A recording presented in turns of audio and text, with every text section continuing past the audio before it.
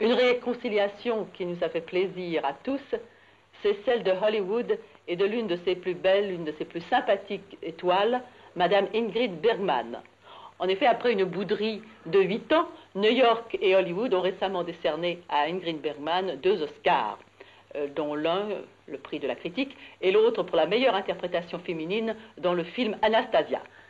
Ingrid Bergman joue actuellement à Paris Thé et Sympathie, et elle a bien voulu nous recevoir ce soir dans la loge du Théâtre de Paris, qui est l'ancienne loge de Réjeanne d'ailleurs.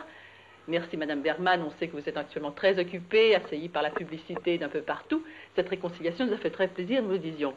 Vous n'étiez pas allé à Hollywood, aux États-Unis plus exactement, depuis un certain temps. Et quel a été l'accueil du public américain? Tout le monde était très gentil. Et j'étais touchée par tout le monde qui attendait dans les rues, partout où j'étais, pour me demander de rester, pour venir en Amérique travailler de nouveau. Après cette réception triomphale à New York, est-ce que vous n'allez pas être tenté d'abandonner de nouveau l'Europe et retourner à Hollywood? Non, pas du tout. Je reste ici maintenant pour Thé et Sympathie et j'irai en Italie faire mes vacances. Et je ne sais pas qu'est-ce que je ferai dans l'avenir. Vous avez joué au théâtre depuis un certain temps en Europe, Jeanne d'Arc il y a quelques années, et maintenant Thé et Sympathie. Est-ce que ça veut dire que maintenant vos préférences vont au théâtre plutôt qu'au cinéma? Non, j'ai fait ça toute ma vie. En Amérique aussi, je jouais 3-4 ans au cinéma et après quelque chose au théâtre. Et j'ai fait la même chose en Suède. Et maintenant, j'ai réussi finalement à étudier un peu le français et je peux le faire ici. Alors, je vais continuer comme ça. Je crois que c'est très bien, voir tous les deux. Le public de Paris, je pense, vous aime beaucoup. Et vous parlez d'ailleurs très bien français, ne soyez pas modeste. Est-ce que vous, personnellement, vous aimez jouer à Paris? Oui, j'aime beaucoup Paris. C'était ma ville préférée.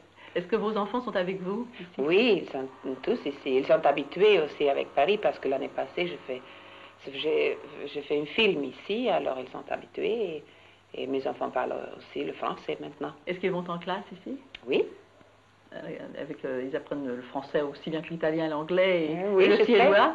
Non, le suédois pas du tout et l'anglais pas encore, mais j'espère les donner un peu d'éducation anglais aussi parce que c'est un très bon cadeau pour des enfants quand on a 3 langues faciles comme ça, comme enfant. Moi, j'ai toujours travaillé. Est-ce que votre mari, Roberto Rossellini, prépare un film actuellement? Il est aux Indes, il est en train de faire un film là-bas. Et c'est une espèce de documentaire, mais un documentaire sur la vie, et sur les gens. Une chose comme Paesa a été faite avec le petit épisode. Alors, elle est en train de faire le voyage partout. Et il retournera pour l'été. Après avoir vécu si longtemps aux États-Unis, vous êtes-vous bien adapté à la vie en Italie? Oui, j'aime beaucoup l'Italie et c'est quand même 8 ans que je vécu là et je suis habituée avec la nourriture, les spaghettis et tout ça. Et Rome est une ville merveilleuse. Quand même pour mon travail, je préfère Paris. C'est une ville plus grande, plus de possibilités. Je ne sais pas, Italie c'est un pays pour se reposer et pour voir les jolies choses. C'est pas pour travailler. C'est pas pour rien qu'on a dit que l'Italie est un pays de voyage de noces. Mais quoique scandinave et vous étant bien adapté à l'Italie, est-ce que vous n'aimeriez pas jouer un jour Ibsen? La maison de poupée, par exemple. Non, j'ai jamais eu envie de ça, parce qu'on m'a demandé plusieurs fois, parce que je trouve que c'est démodé. Tous ces problèmes sont aujourd'hui pas les nôtres. Alors j'aime jouer les choses modernes ou les choses qui sont vraiment vieilles, les classiques par exemple. Mais Ibsen et Strindberg, Strindberg est de mon pays, alors c'est encore plus proche à moi. Et quand même, ce sont les choses que je trouve aujourd'hui. Ça, c'est mon avis. C'est pas juste, mais quand même, je ne veux pas les jouer. Mais vous aimez la pièce Thé et Sympathie? Oui, j'aime bien. Vous avez eu au Canada? Non, pas encore. Pourquoi ne viendriez-vous pas la jouer au Canada? Non, c'est une bonne idée. Merci Ingrid Bergman.